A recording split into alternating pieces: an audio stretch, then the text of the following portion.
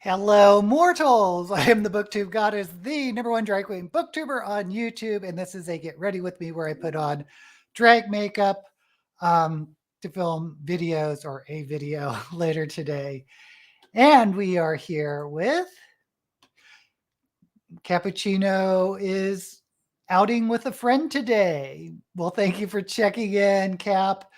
We have Lori, yay, and Lynette, yay. Thank you guys so much for coming, and thank you, Cappuccino, for checking in. So, how was everyone's reading today or this week? I always say today. I finished The Gingerbread Witch, which is a middle grade. I thought it was fun. It's this fairy tale retelling of a very, very loose fairy tale retelling of Hansel and Gretel, where the witch that creates a gingerbread house creates a gingerbread daughter who looks human, but she has a gingerbread core or gingerbread soul. And apparently these witch hunters named Hansel and Gretel throw the witch in a oven per the fairy tale, and then it's up to the gingerbread witch, the daughter that's actually gingerbread, to try to figure out how to resurrect her creator. So it's darker than it kind of sounds. The title Gingerbread Witch sounds very whimsical, and it is whimsical, but it's still a darker story than you might expect. But I liked it a lot. And after reading Gingerbread Witch, I thought this was a month for the trans girl readathon that Seikavi is doing. So I started reading Aoki. Oh my God, I forgot the author's name, and I forgot the name of the book. But it's the trans science fiction author, Japanese American.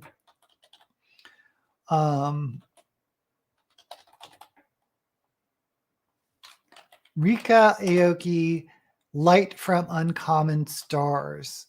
So I started the readathon early. Sue me. It's actually in April. But it's very addictive, the writing. I found myself, I was having a hard time putting it down. So I'm about a third of the way through, I think, and I just started it yesterday. I also couldn't sleep last night because my husband, Dennis, flew to the Philippines to do family stuff. So I was all alone and just kept reading my book. Okay, how's everyone else doing? Whoops, where'd you guys go? There you are. No reading, still in a huge slump. Let's help Lori get out of her slump. Hey, there's my sister. I finished The Dark Queens, 5 out of 5. Oh, that's the one about the 2 Frankish queens. Cool gamers here, yay. Okay, so I think about doing purple today. So let's just do it. I don't want to think about it.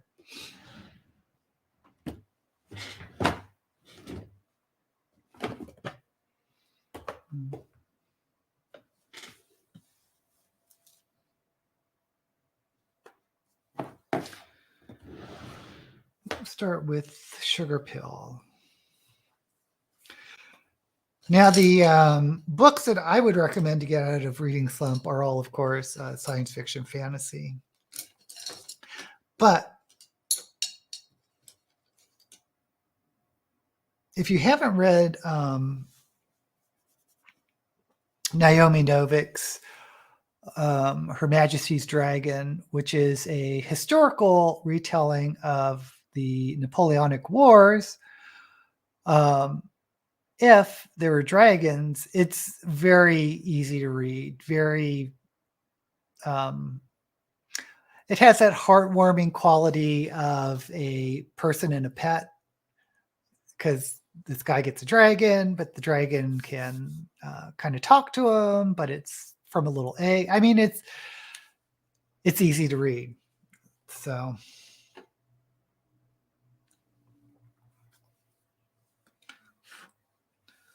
for purple, let's try to.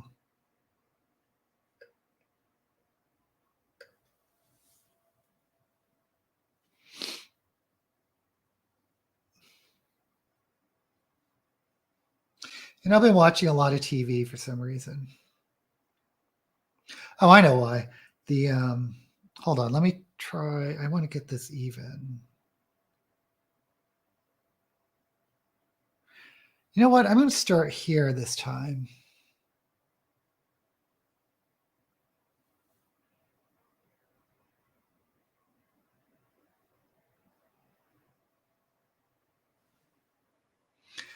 I'm doing this video today, hopefully. No. I did this video last week on diesel punk, which really was a video on China Miéville. And so as I was editing the video, I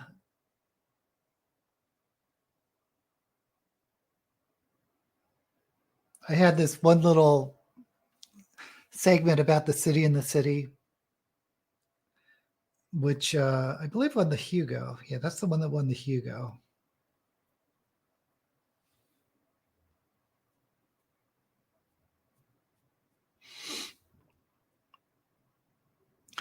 And so I was like researching it on the internet to see like images to throw on the screen. And I had no idea that it was created as a BBC miniseries. And, you know, it's only like four episodes in the series.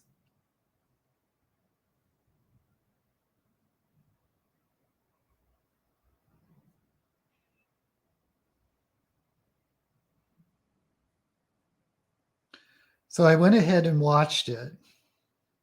And if you like science fiction, I think you'd like it. It's a very dry, surprise, BBC, a dry show. And I was wondering why they did it, because it's kind of on paper, a hard story to film, because it's about, the setting is a city that is somehow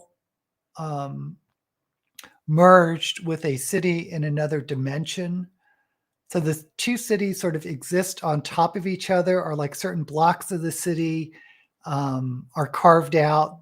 It's like a Swiss cheese type situation where part of one world is in one area and another world's in the other area. But it's dangerous for people to cross over. So the laws in both the city and the city are that you can't look at the other city. So it seemed like a interesting choice to make as a miniseries. And as I was watching it, I mean, I was enjoying it, and I was keeping up with it, because it's been a while since I read the book, but, you know, I remembered enough.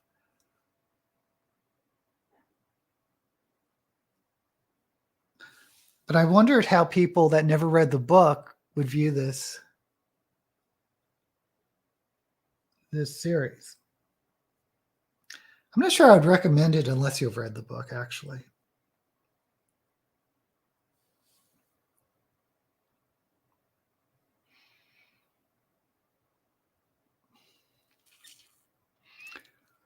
Okay, we're committing to this shape.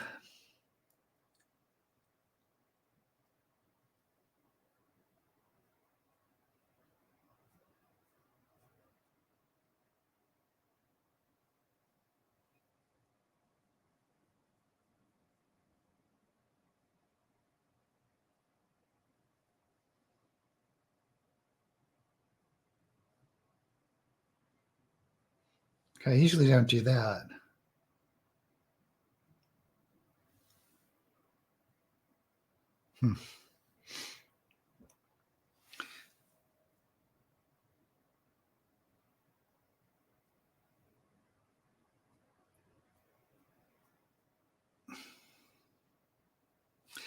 I'm a big fan of China Miéville. But he hasn't really written anything in years.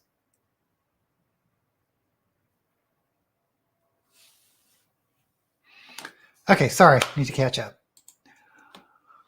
I've also finished The Seep, a sci-fi novella. It's about a gentle invasion by aliens who become symbiotic with humans. The world becomes a utopia. Oh, that's interesting. Huh. People can change themselves at will, and trans woman's wife decided to be reborn as a baby. Kind of reminds me of Jack Chalker, if you've read Jack Chalker. Unlondon. Unlondon is the middle grade book, which, if you say fast, is Unlondon, sort of the London, but the un version of it. And that was a cute book. His, what I call diesel punk video to be released tomorrow, is much darker, really dark, actually, gritty stories. The first one I would recommend reading is Perdido Street Station. And it's a complete novel. It's a standalone novel, but there are 3 novels set in the same world as Perdido Street Station, which is Perdido, The Scar, and The Iron Council. And they're all good, I think. Oh, you were ill. I'm sorry, Lynette. So you only finished 2. Well, most of us didn't even do that. Yeah, so hope you're feeling better. Okay, so we have some purple down. You know what? I'm going to go ahead and lay some purple underneath.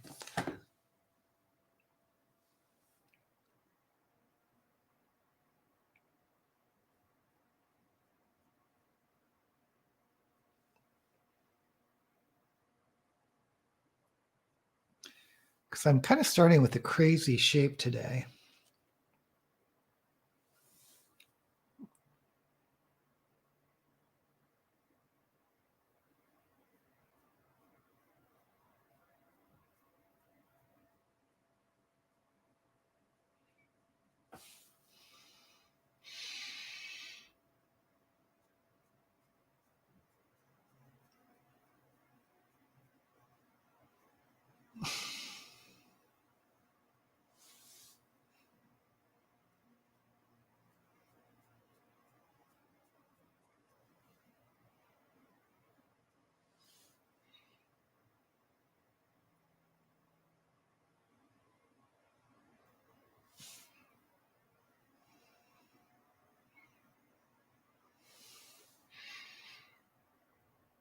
Okay. I meant to go to a counter protest against a turf, but was too ill. Oh, that's too bad. It seems they had a great time protesting the turf. They drowned her out. Oh, so I guess she was giving a speech or something like that. So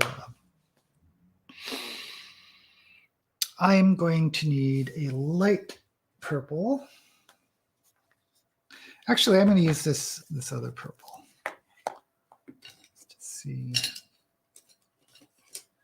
Just to see what happens.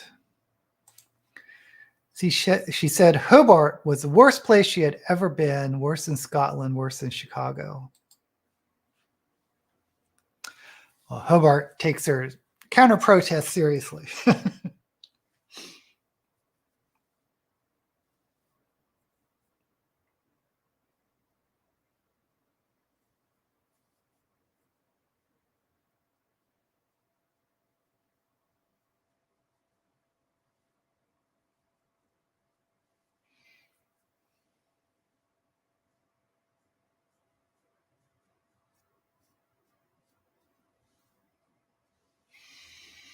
This is going to be one of those things that I can see, but you can't, the color difference.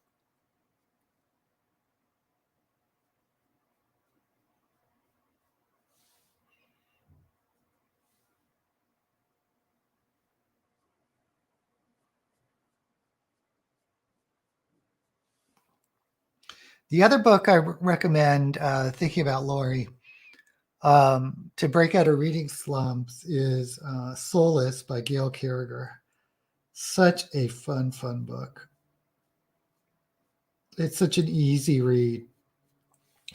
And it's a steampunk.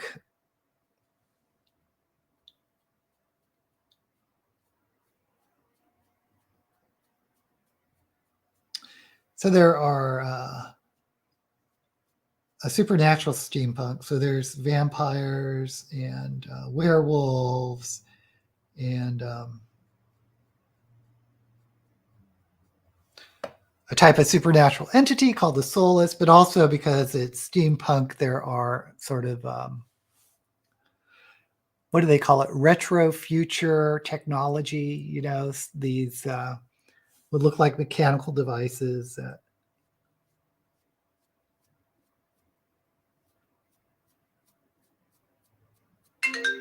Unknown caller. I'm going to not answer this. Let me turn my phone off. How dare someone try to call me during a live stream?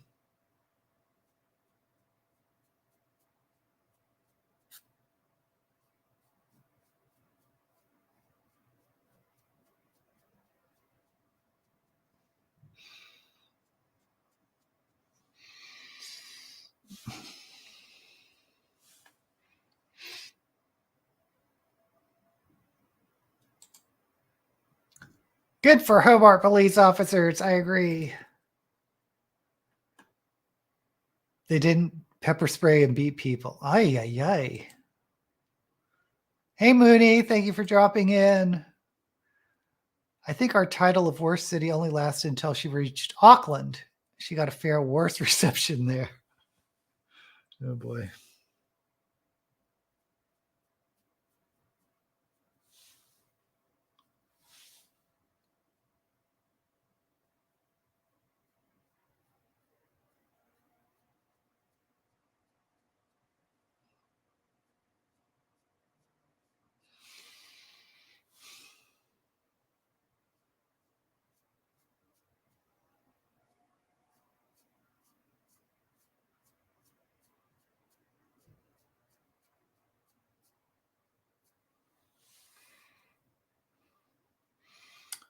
Okay, and then I'm going to go.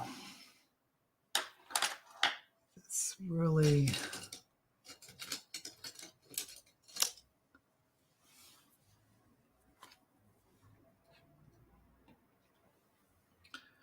Oh, and the other show I watched... Oh, going back to The City in the City, the BBC show. I thought it was an odd choice, but then I was thinking... China Miéville is a British author. He's got a lot of recognition. You know, he's won the Hugo, but he's also written. He's also won a whole bunch of other awards. So he's, you know, an acclaimed writer. But plus, The City in the City is, at its core, a police procedural. And I don't know what it is about the BBC, but they love police procedurals over there. And cozy mysteries. Because the cozy mystery I started getting into was this one from, I think, the early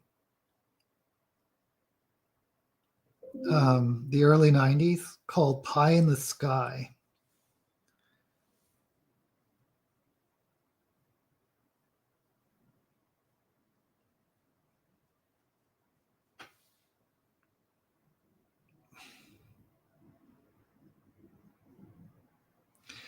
And it has an absurd premise, completely absurd.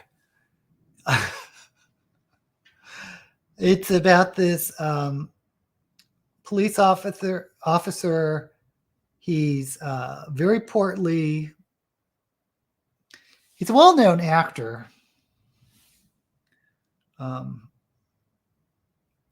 anyway, he's a DCI, a police, what is that, constable, inspector.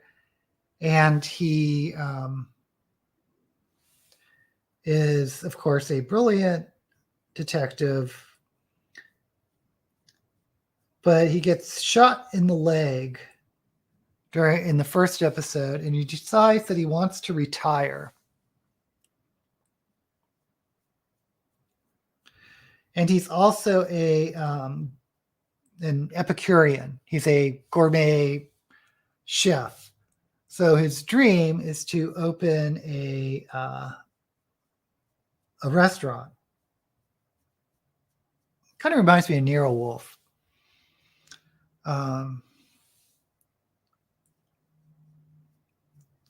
But here's the thing. He's for some reason, they won't let him retire, and it makes no sense. They won't let him retire, so he opens a restaurant anyway. So he's a police detective, and he runs a gourmet restaurant. And the whole premise is absurd, but they're fun, little, if you like cozy mystery type, very inconsequential stories. It's cute. Yeah, the other thing, because it goes on for like 5 seasons, he's kind of, it feels like he's blackmailed by his jerk of a boss to keep on the police force. And then it's presented, well, if he retires, he'll have a half a pension instead of a full pension, but he needs that full pension to run the restaurant. But the restaurant seems to be doing very well. So why does he need the extra? I mean, none of it makes sense.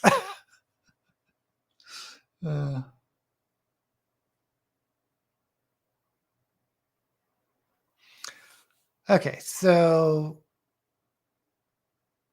I don't know where I went with this shape.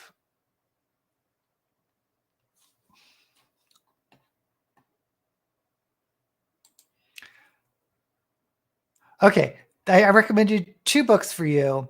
One, the Napoleonic Wars, is Her Majesty's Dragon by Naomi Novik. And the other one is a steampunk supernatural called Soulless by Gail Carriger. And just read the sample page or chapters in Amazon or wherever. And if you're really drawn in, like I was really drawn in, it'd probably be maybe a good book to break out of a reading slump. Yes. Played Vernon Dursley in Harry Potter. Only watched the first few episodes of Pie in the Sky. Yeah, it's not like a brilliant show, but it was just fun for me. Okay, I am going to do more of this dark purple.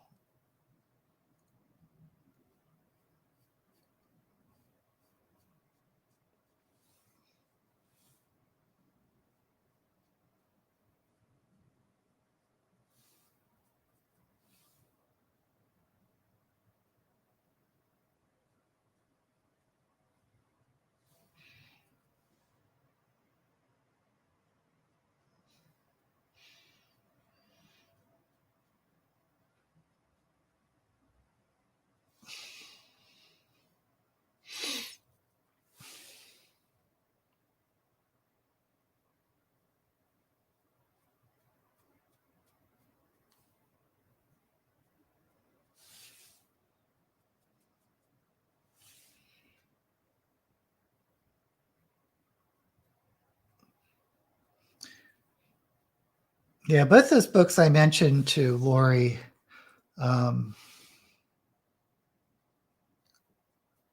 it's like fast food for me.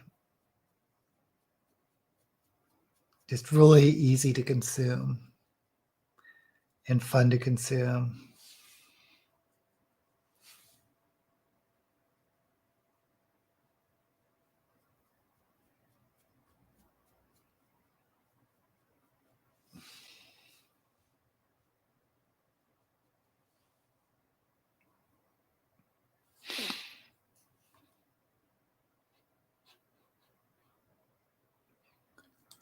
Fit to be Red's here, yeah. Yeah, oh, Fit just released a video saying, didn't you, about books to get out of a reading slump? Start a Mari sci-fi book. Yeah, I'm curious too.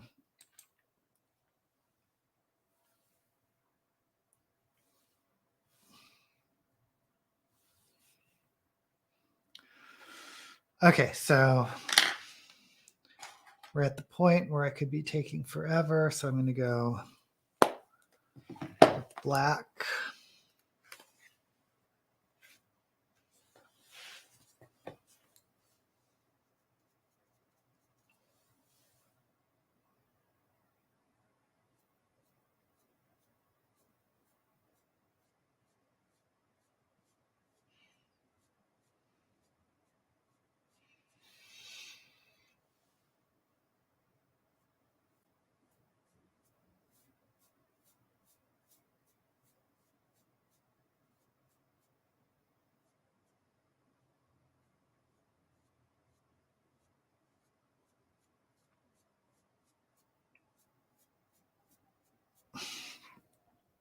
So the video I want to film today is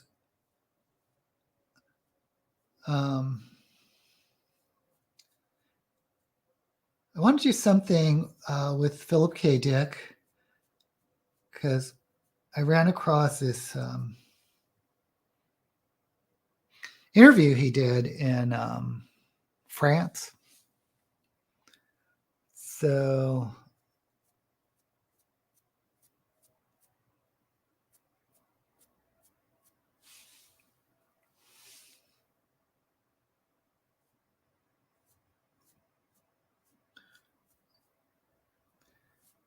he's interesting guy, had a interesting life. That was kind of I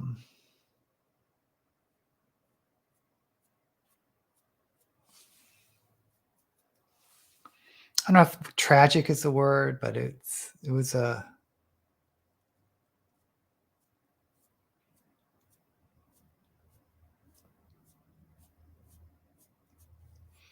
not an easy life, it seems like.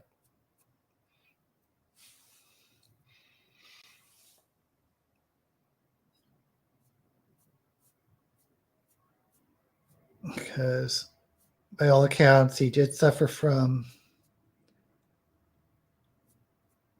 mental illness and addiction, but he was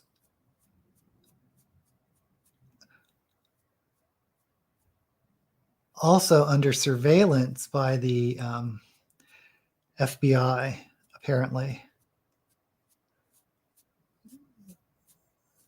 So for someone who maybe is suffering from addiction that could cause paranoia, I mean, is it really paranoia if the things you suspect might be happening is actually happening?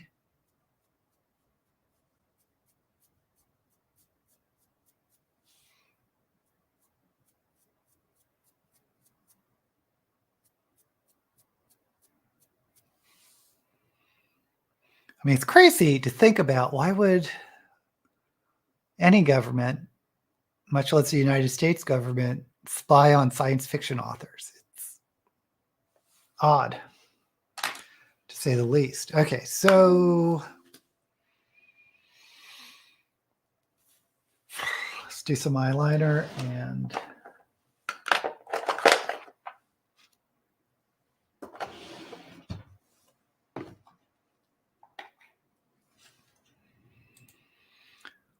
The Dawn by Sasha Stronach. It is described as Gideon the Ninth meets Black Sun. I still haven't read Black Sun.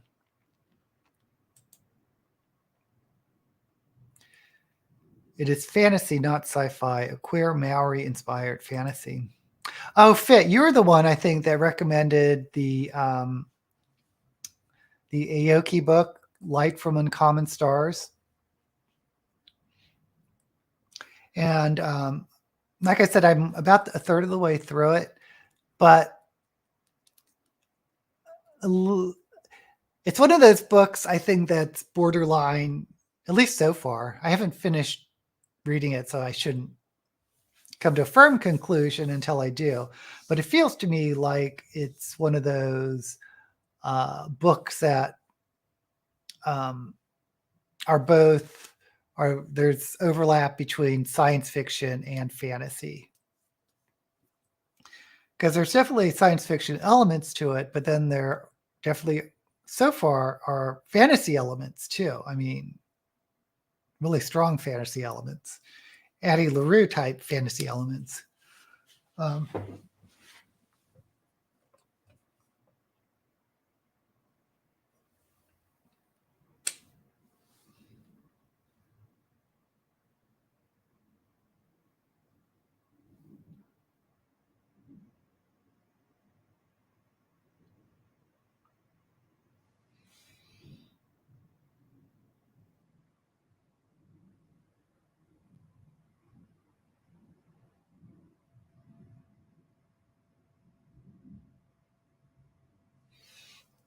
I used to think maybe there should be a fantasy section in bookstores.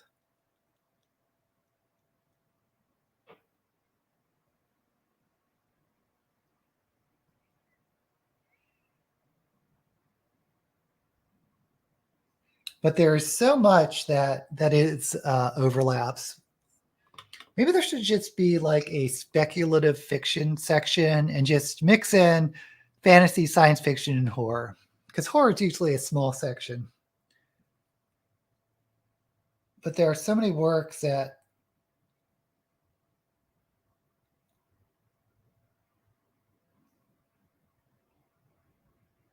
could be classified as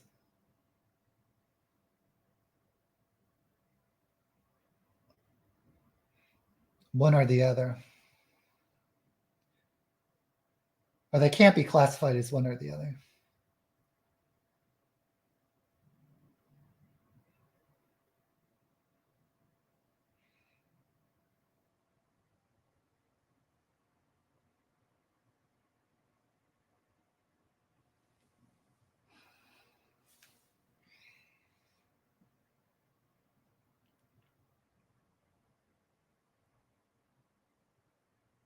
I remember in the old days, there just wasn't enough fantasy to even think about having a fantasy section.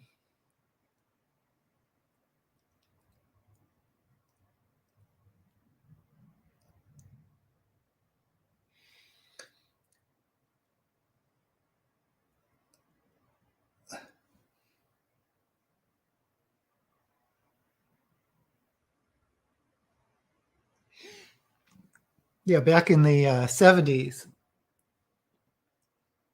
I know I've talked about this before, but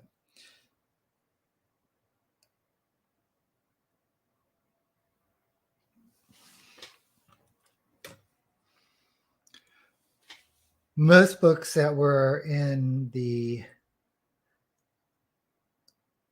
speculative genre were science fiction.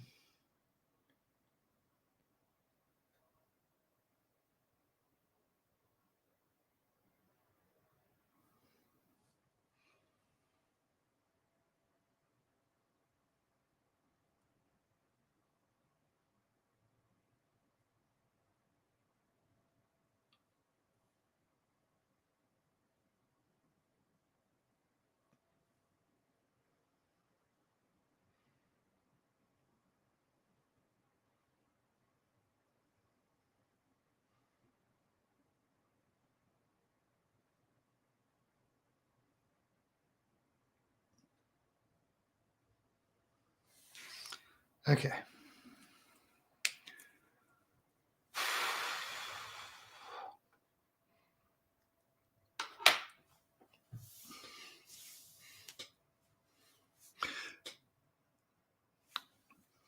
And then, of course, there are those books that are just marketed as fiction, even though they are science fiction and fantasy. And that used to really annoy me. What's it going to do?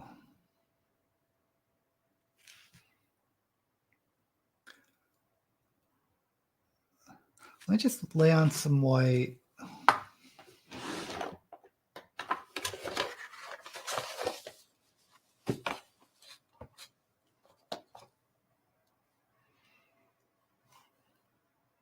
I'm going to cut it with pink.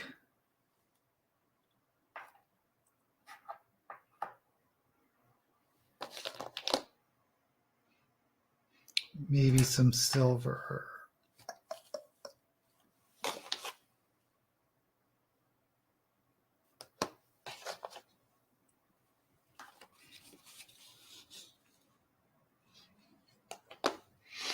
Okay. We have a plan. We have a plan.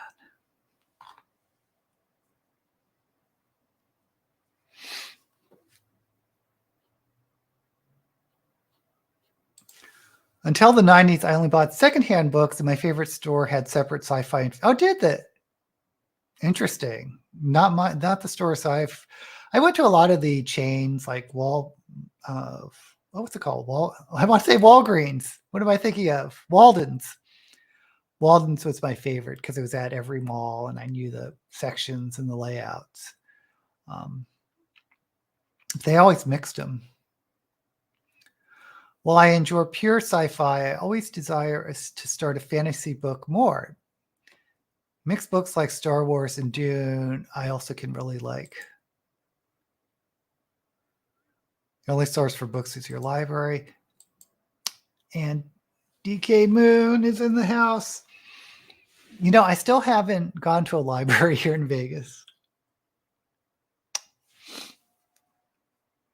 Okay, I'm going to cut the crease. Actually,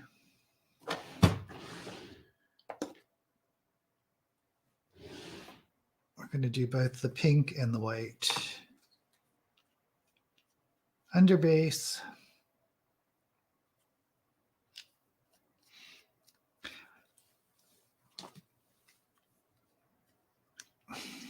I really need more of this white primer.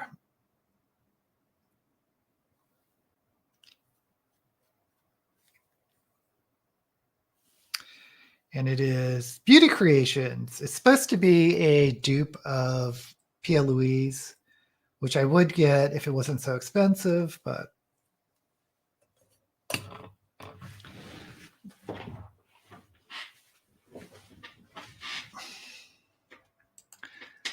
don't use the library either, but many used bookstores I get from eBay and ex-library books.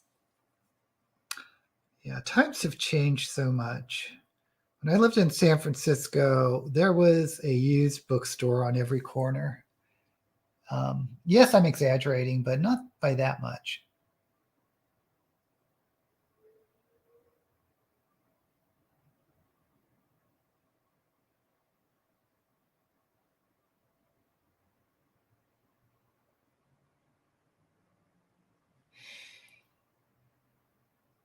I lived in, if you know San Francisco, I used to live on Church Street, which is near the Castro district.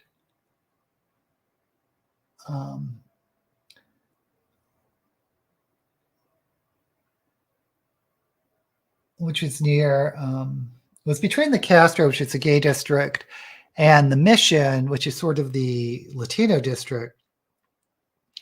And in the Mission, there were tons of used bookstores, or there used to be. There used to be one like 1 block from my house. So it's one of those things, you get off work, well, of course, you go to the used bookstore. It's right there. You get off the train, it's right there. So why not just check it out?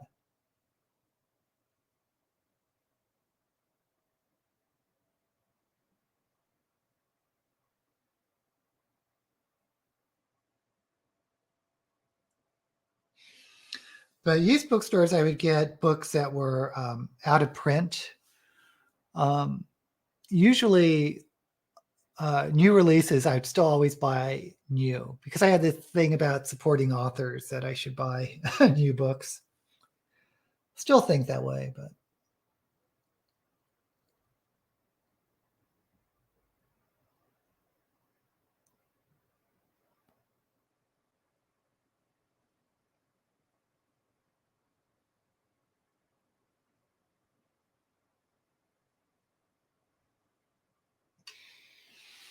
Okay, I'm going to come in with a little bit of pink.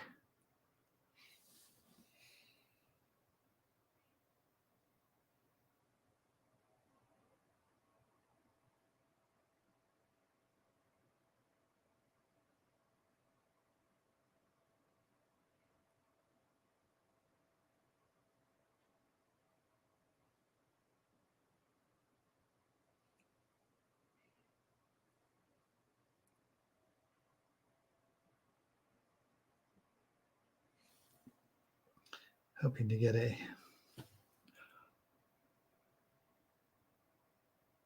somewhat of an ombre look here.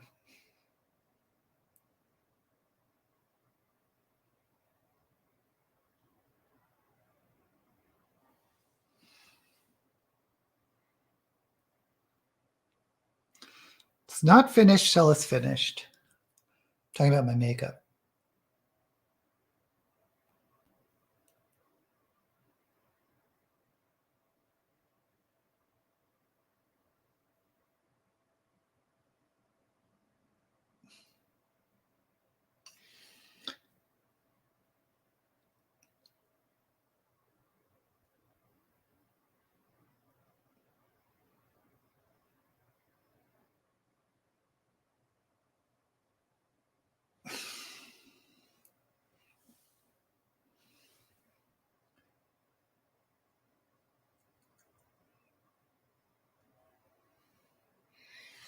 Okay.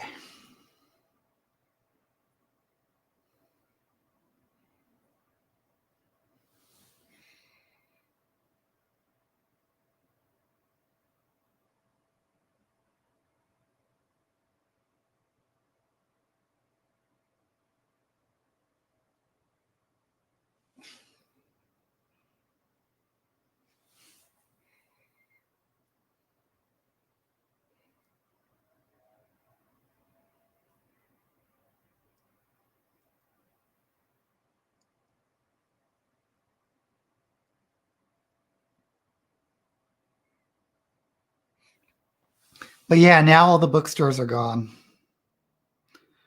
Very few used bookstores or gay bookstores. Because I remember in the Castor, there used to be several, there used to be, I think 2 used bookstores, both gone. But I can't speak. In sort of the gay culture back in the day, there are 2 places to congregate where gays could meet other gays. And I'm talking, I mean, it's different now. I'm talking 70s, 80s, maybe 90s, probably through the 90s. But that was bars. If you don't drink, that's that's an issue. And the other place was bookstores. But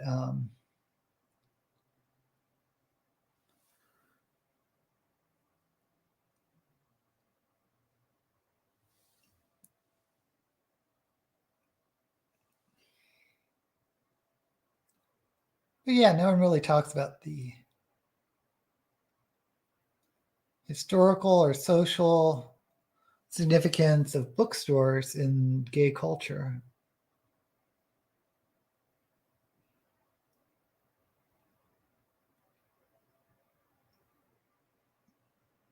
I was at the University of Maryland in the back in the 80s in College Park, which is near DC. And there's this area called the DuPont Circle, which at least back then it was called the Fruit Loop. I don't know if that is that derogatory. Maybe it was derogatory. I thought it was funny. All the gays called it the Fruit Loop. where there were a whole bunch of gay bars just surrounding the DuPont Circle, but also some really big gay bookstores. And I remember I was back in DC, I don't know, a decade ago. Yeah, it was probably 10 years ago.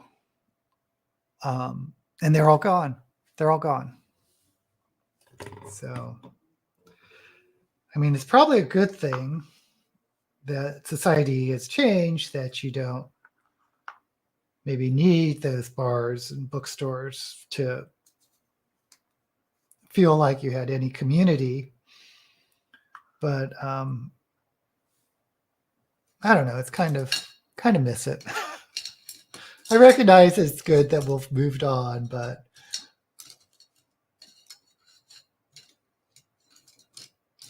okay. I'm looking for.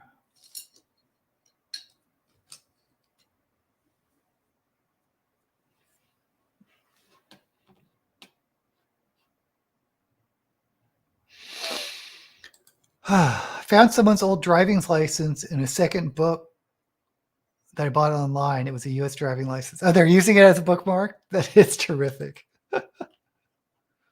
Don't DNF a book when using your license as a bookmark. That is the stupidest thing to do. I guess the second stupidest would be using a credit card as a bookmark. Bookish Drummer did a video of things he found in books. There's also a book about things found in books. That's kind of cute. Forgotten bookmarks. Okay, I'm going to start with popping silver in the corner. Just a little bit.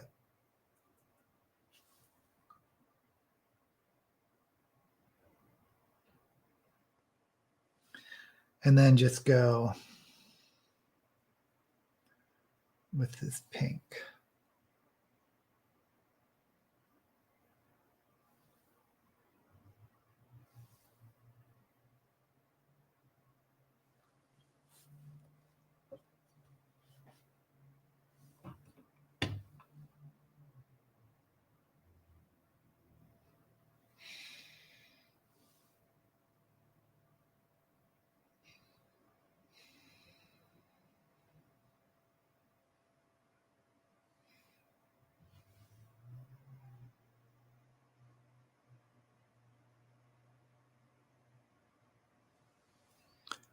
So look, the goal was to be an ombre, but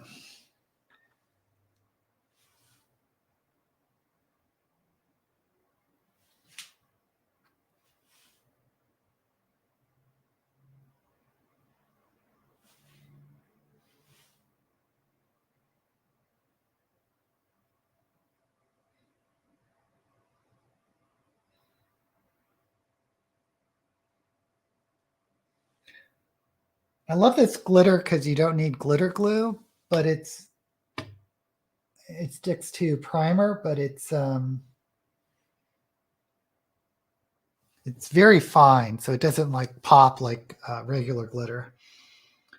But I have this kimchi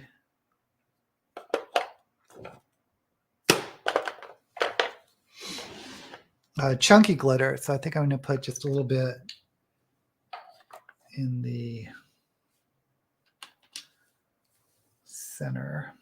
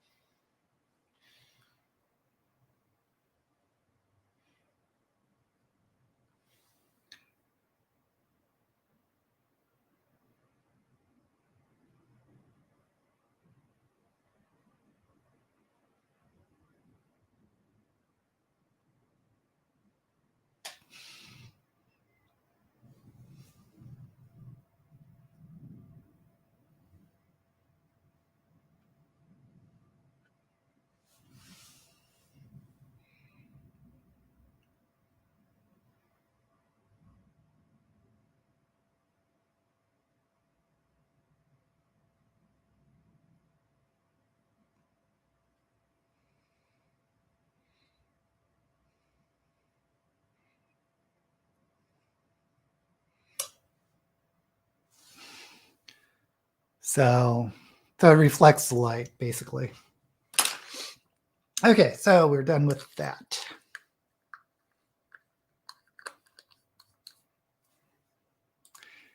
Attitudes towards gays changed quite quickly in Tasmania. It was unlawful here. Wow, unlawful. Wow.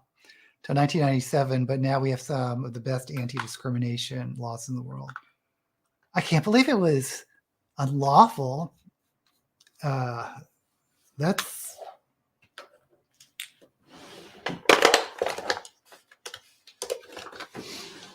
in the United States, it was, what was the Supreme Court case? I think it was Lawrence.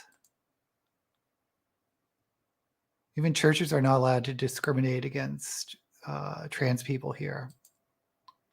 Nate, yay! Thank you for joining us, Nate.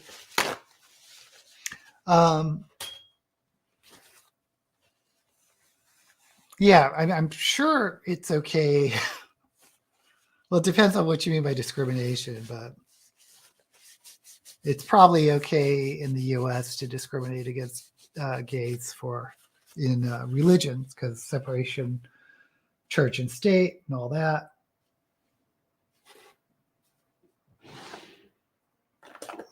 Personally, I think that's fine if you just don't follow that religion. If they hate you, but it's that civil libertarian in me saying, well, people should have the right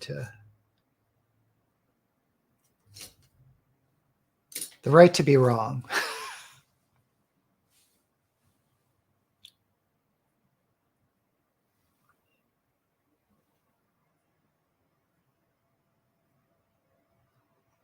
But when was Lawrence? Lawrence was the case in the U.S. that struck down the sodomy laws. Is that in the 90s or 80s? I'm curious. I'm going to look that up.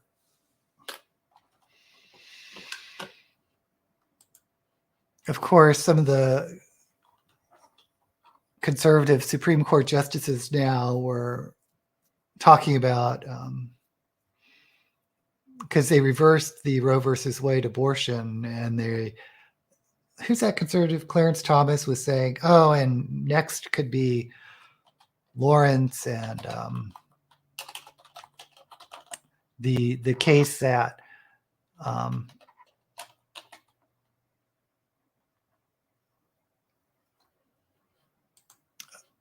legalized marriage.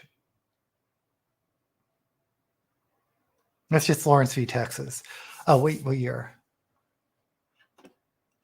Oh, actually, it was in the 2000s, 2003. I thought it was earlier than that.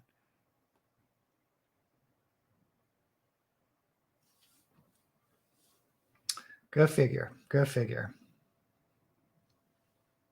Okay.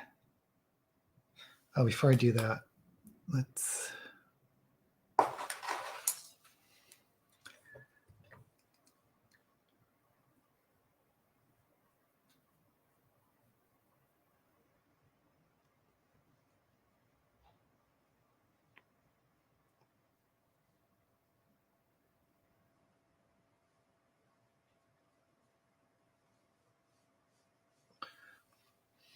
Actually, let's just dust everything off. I was just trying to dust off the excess glitter.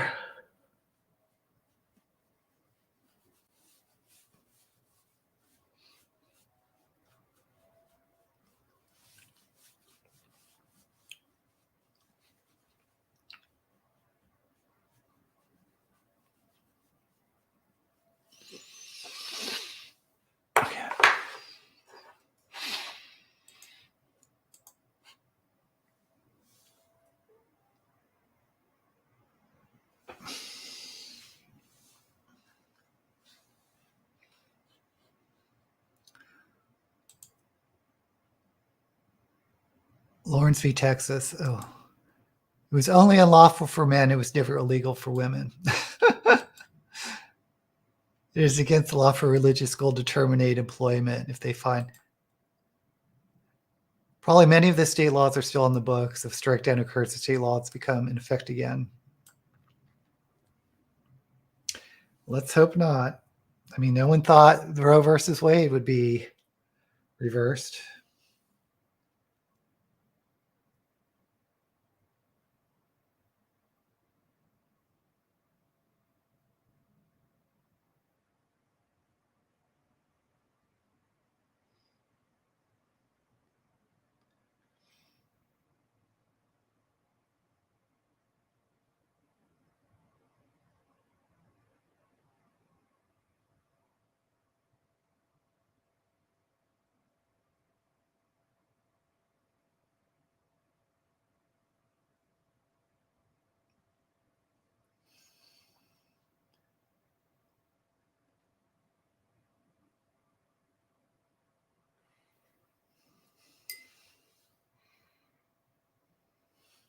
I really like this chroma cake, which is a water-based, it's like a face paint, but this is the MAC version, which is really dark, but not because it necessarily looks better than eyeliner, but it's because since it's water-based, it's so easy to wash off, which in drag can be a hard thing.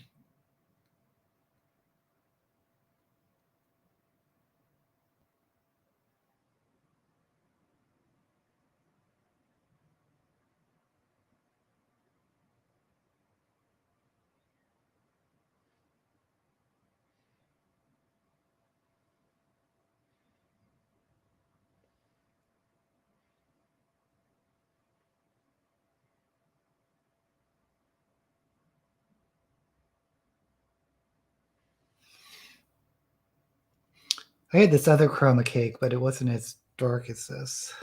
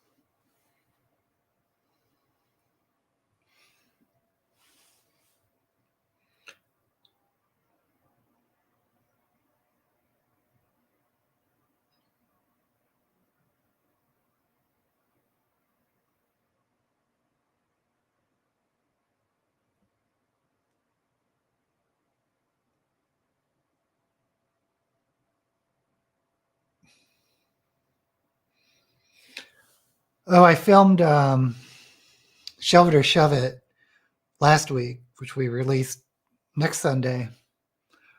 Boy, were the prickings slim. That's all I'm going to say.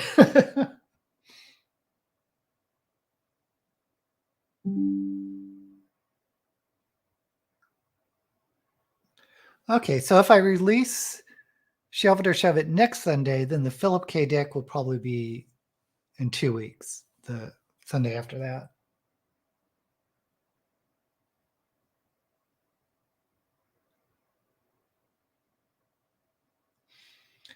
And if you didn't hear, my plan is to go down to just doing one video a week.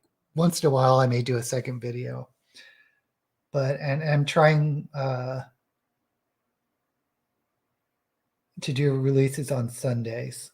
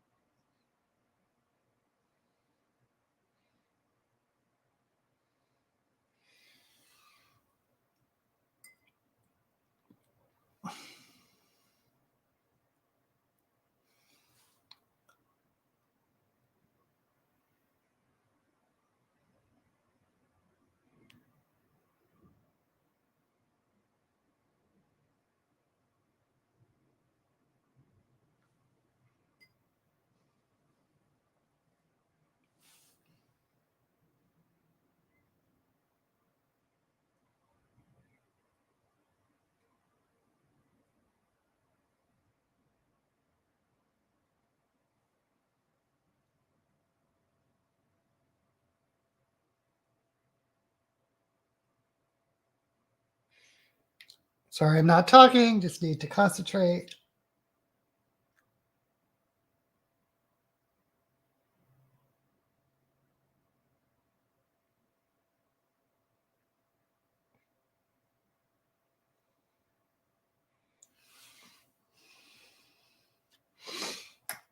Okay, so it's a little.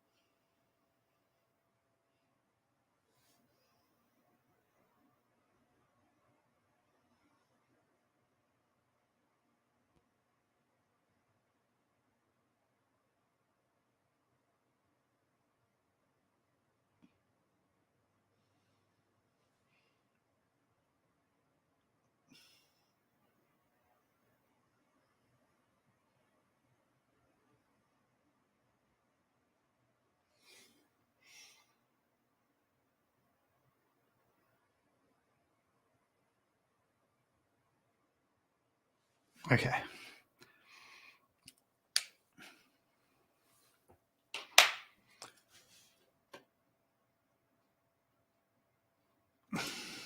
We need to remain vigilant where human rights are concerned, especially with Nazism on the.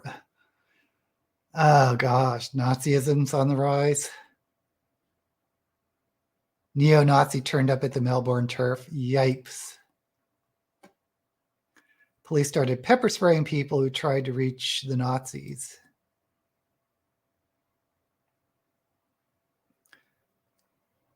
Wish we could have seen a trans woman getting stuck into a Nazi. What?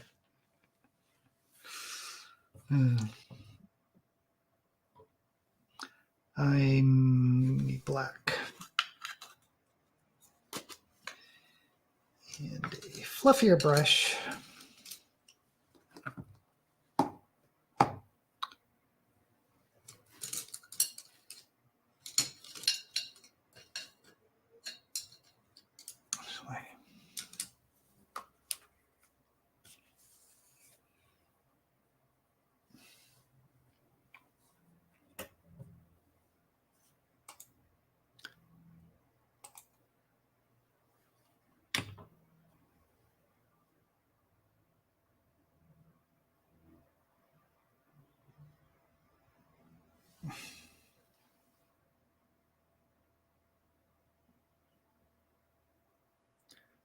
You know what I'm going to do?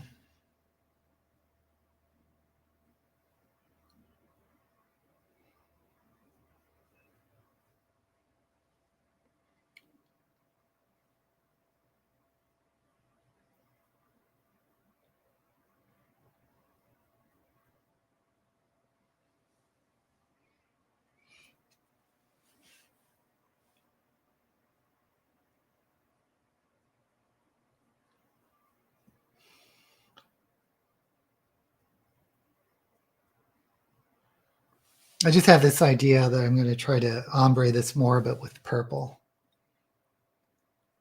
The cut crease.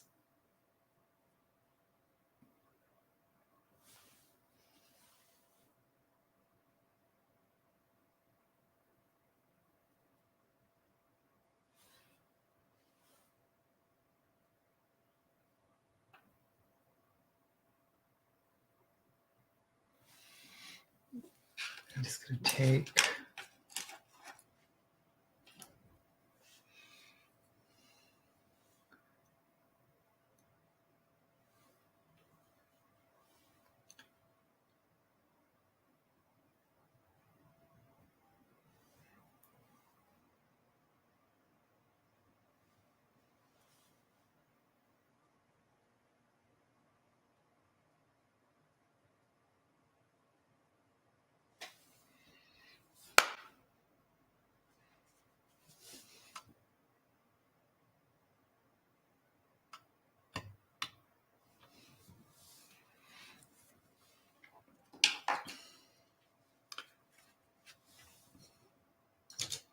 Okay, I just need to be a little dramatic on the underlie because you don't see any purple.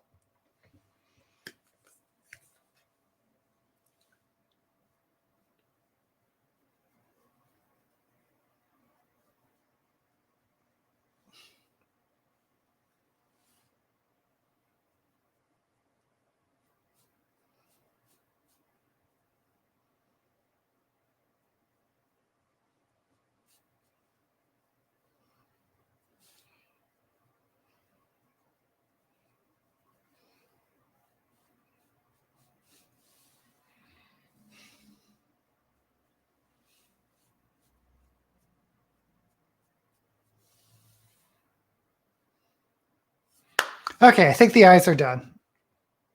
I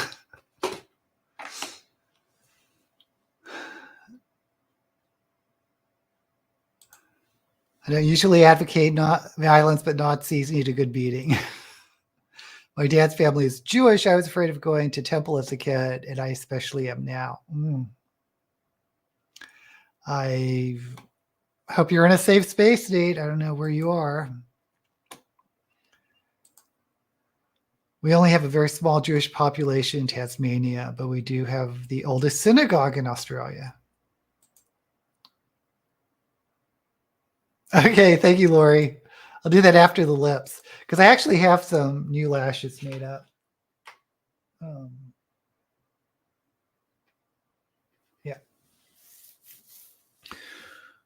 So do I want to do purple lips or let's see.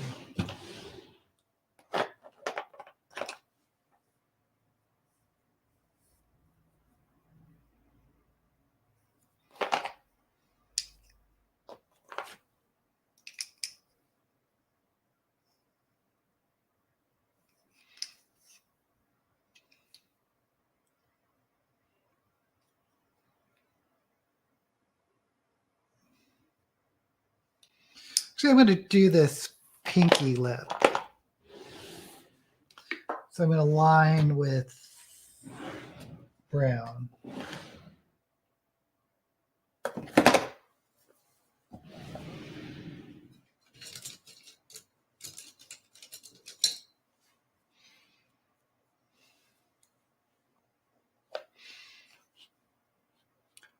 I'm in Virginia. It was the epicenter of the Civil War for a reason.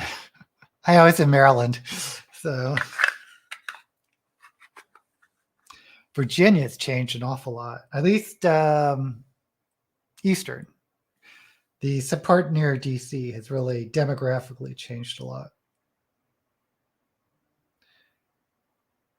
And if you're in Western Virginia, I'm sorry. I was in Western Maryland. Oh my God, growing up in Western Maryland.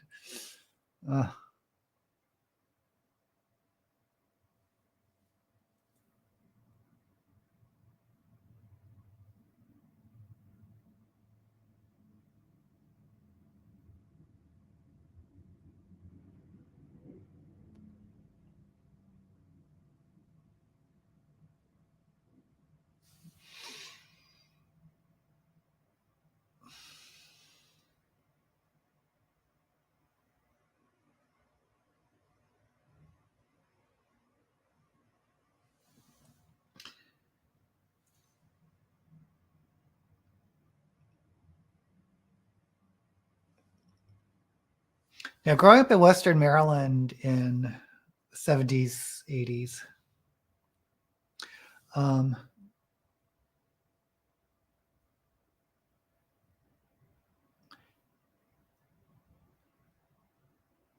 in Western Maryland, I was like the only, in middle school, I think I was the only Asian in middle school. And in high school, it was maybe there were like a few more of us. And blacks, there were, again, like one or two in my class.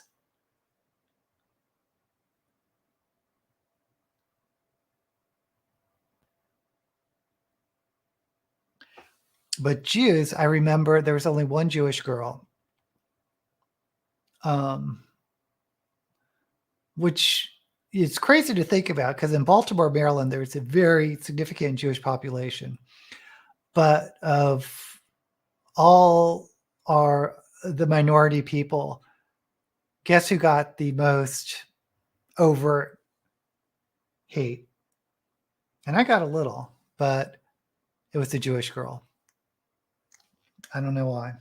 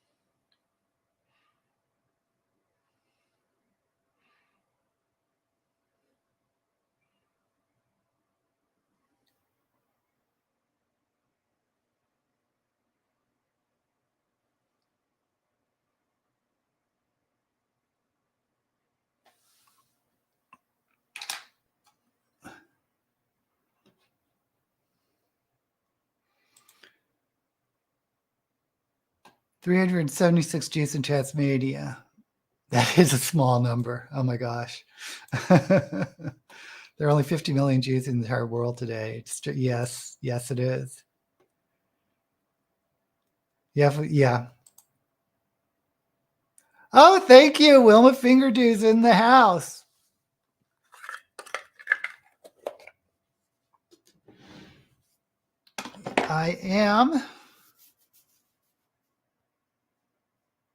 I do like these eyes. And I'm going to do this pinky lip. So, since Wilma's here, I'll just briefly talk about Drag Race because we're almost at the finale. 2 more weeks.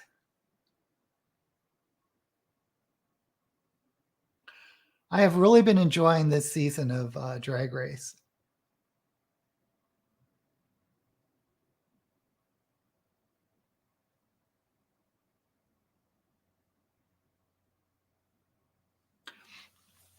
And yes, I recognize it's produced and there are storylines. But there's no shenanigans. Like, there's no returning queens in a box. There's no candy bars. There's no double Shantays. It's refreshing that it's so straightforward.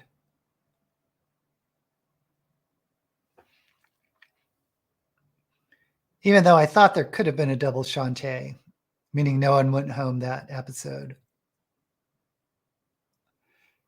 And if you're watching, I'm talking about the episode with Marcia, but I'm really not. I'm not sad that no one has popped back from the dead.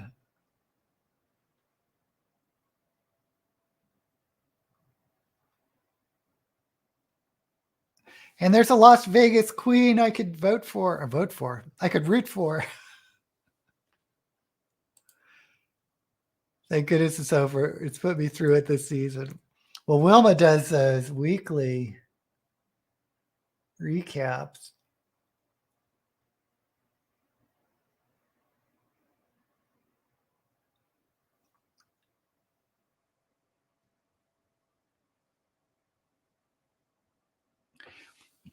And the funny thing about this season is they started with just 60-minute episodes, because they're usually 90 minutes, to make room for this awful, awful show called The Gaze of Weeha or something.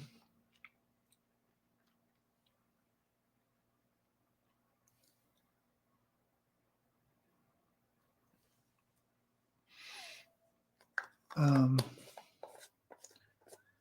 I put that silver glitter away too soon.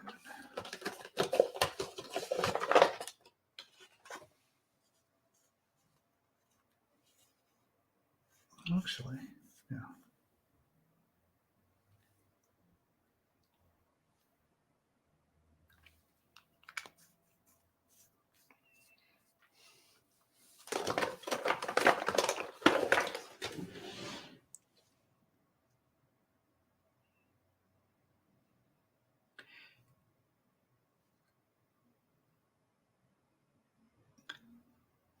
And it's funny because you had to watch the, well, you didn't have to, but they put this show on between the main episode of Drag Race and the Untucked episode. Then there was this other thing that you had to watch, or that was between them. So you had to figure out something to do for an hour. I tried to watch it. It was awful.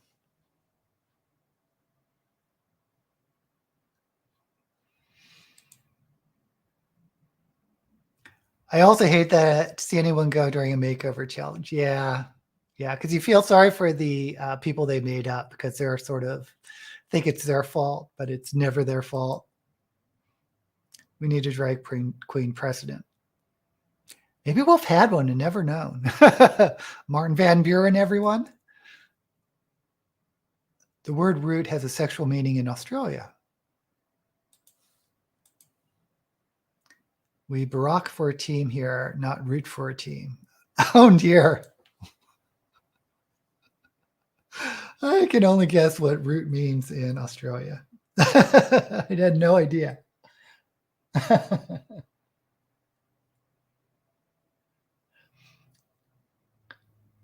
What's barack from? That sounds like a Filipino word.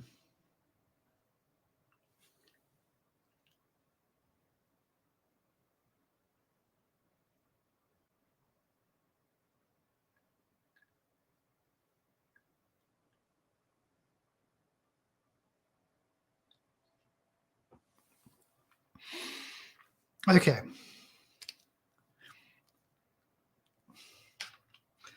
So I'll put this gloss on, but I've noticed when I do videos with this gloss on, there's always some points where I see it on my teeth when I'm editing.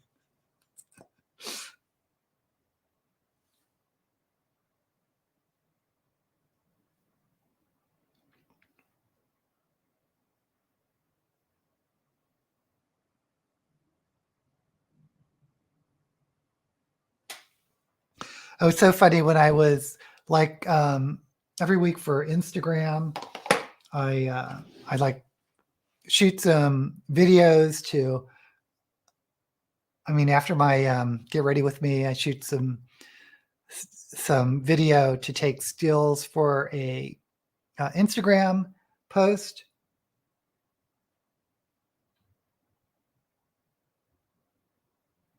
But last week I didn't record.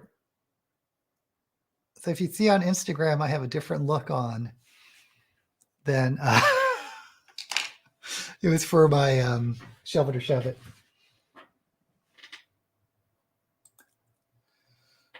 I taught years 7 to 8 English in Queensland for a few months in 2016. I've always loved comparing American and Australian turns of phrase.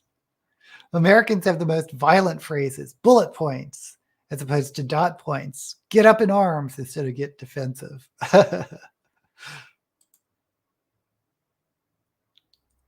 More barrack. I still don't understand what it means. You barrack for a team. Like you get into an army barracks for a team.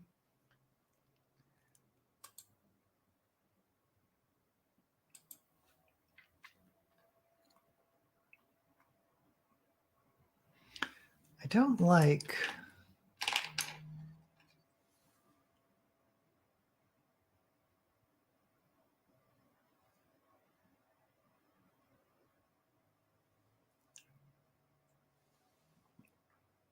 Okay. Eyelashes.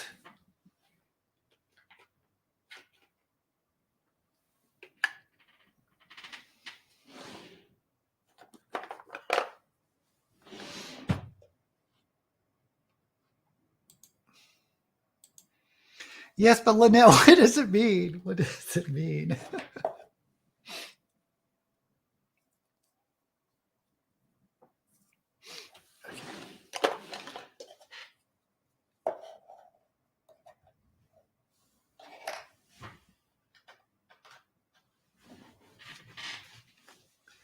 So, the other lashes I've been using just have met their time. So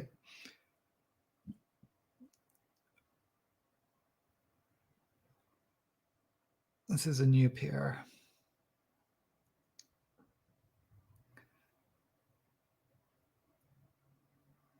That's made up of 2 different lashes.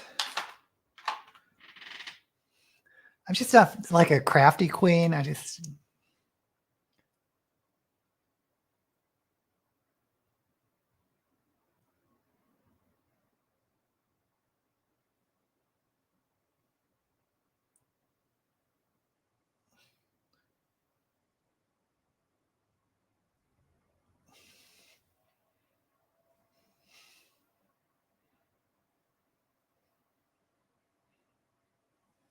Oh, shoot.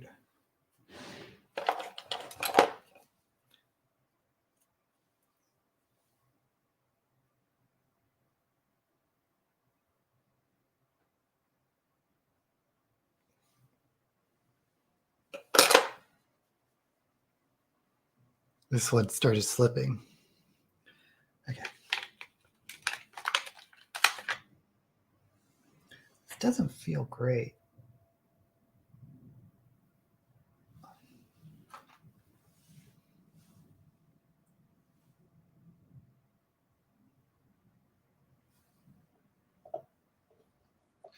Because one of the reasons why I put so much black on is so I don't have to put my eyelashes like on my eye line. But when I do put it a little too close to my eye line, I just don't like the feeling.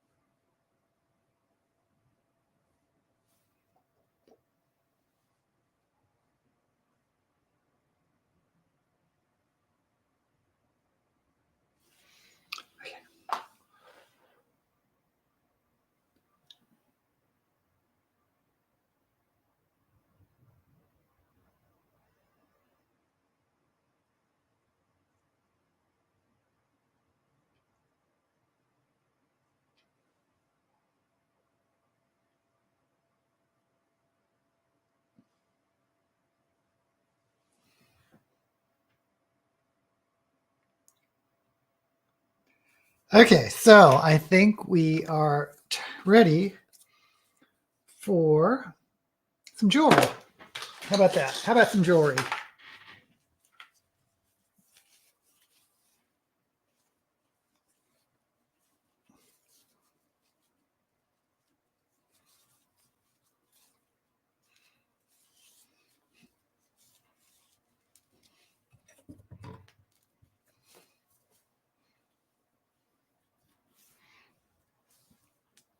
And it's so funny to think I was like posing for like 5 minutes in front of the camera and not recording.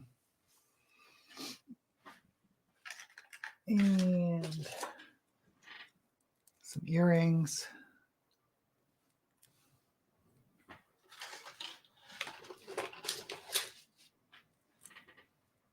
Yeah, these look funny. Yeah.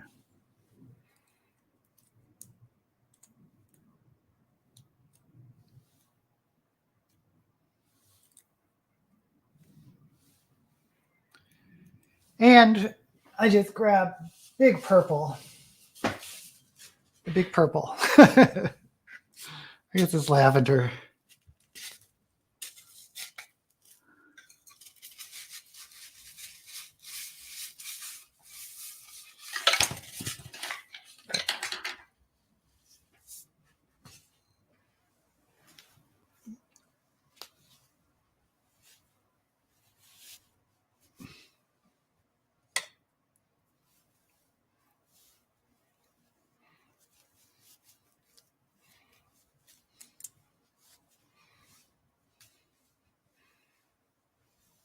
This is such big hair. Can I zoom out? Can I zoom out?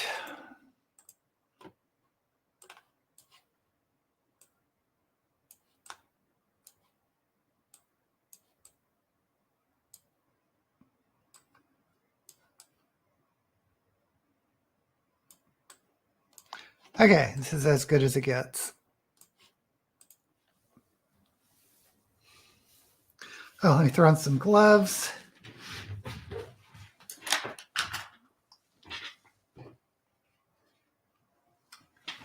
I almost went an episode without dropping something on the floor, but it's not to be.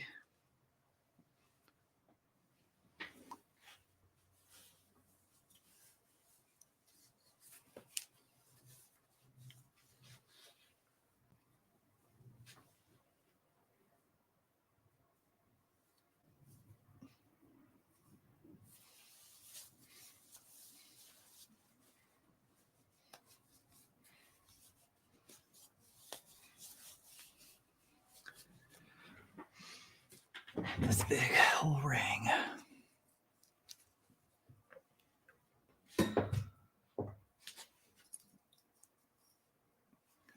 Okay, guys, this is the final look. We did purple with the sparkly pink lids, cut crease. And I thought this lipstick would be more pink than it is, but I think it kind of matches anyway.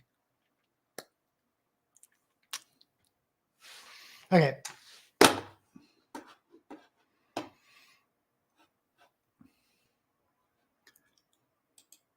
I'm not sure of the origin of the Australian meaning of barrack. It seems that one theory is it from an Irish word meaning to boast or brag. So you like brag about your team? The color of your wig makes me want to eat it. Trust me, you don't want to put this in your mouth. Thank you, Lynette. Lavender cotton candy. Thank you, Wilma.